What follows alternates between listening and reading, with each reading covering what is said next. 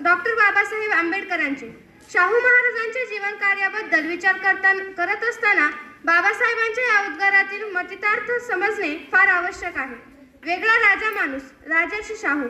शाहू महाराज राजे होते, संस्थानिक होते। ज्या कालखंडात शाहू महाराज कार्यरत होते त्या कालखंडात भारत पारतंत्र्यात होता। तेव्हा लोकशाही प्रणाली ही भारतात अस्तित्वात नव्हती।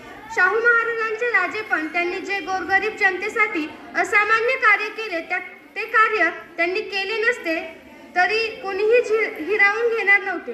वास्तविक राजा म्हणून त्यांच्याकडे जनतेबरोबर न्याय अन्याय करण्याचा अधिकार होता, परंतु ती जबाबदारी किंवा बंधन असे बिलकुल नव्हते। जनहिताची पर्वा करण्याची त्यांना काही गरज नव्हती, कारण तेव्हा मतदानाद्वारे राजाची निवड होत नव्हती। ज्या तळागाळातल्या समाजासाठी त्यांनी कार्य केले त्या समाज घटकांपेक्षा शाहू राजे उच्च स्थळी होते, म्हणजे आपल्या माणसांचे कल्याण करण्याची नैसर्गिक सहानुभूतीची भावना व्यक्तीमध्ये निर्माण होते। अशी भावना शाहू महाराजांमध्ये निर्माण होण्याचेही काहीच कारण नव्हते। इंग्रजांची मर्जी राखत केवळ राजसत्तेचा उपभोग घेत ऐश आरामात चैन विलासात इतर बहुसंख्य राजाप्रमाणे शाहू महाराजांनी जगायचे ठरवले असते तरीही चालले असते, पण शाहू महाराजांनी आपले अवघे आयुष्य गोरगरीब जनतेच्या उद्धारासाठी खर्च केले हेच त्यांचे जीवन कार्यातील महत्त्वाचे वेगळेपण आहे। म्हणूनच डॉक्टर बाबासाहेब आंबेडकरांनी शाहू राजांच्या जीवन कार्याचा सामाजिक लोकशाहीचे आधारस्तंभ म्हणून गौरव केला आहे।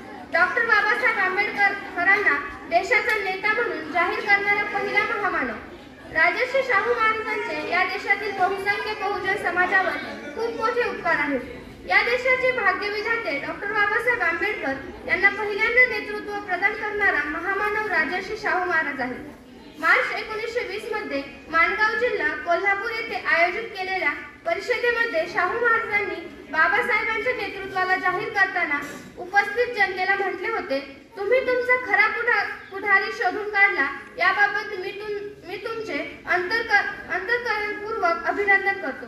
माझी खात्री आहे की डॉक्टर बाबासाहेब आंबेडकर हे तुमचा उद्धार केल्याशिवाय राहणार नाहीत। इतकेच नव्हे तर अशी एक वेळ येईल की ते सर्व हिंदुस्थानचे पुढारी होतील। माझी मनोदैवत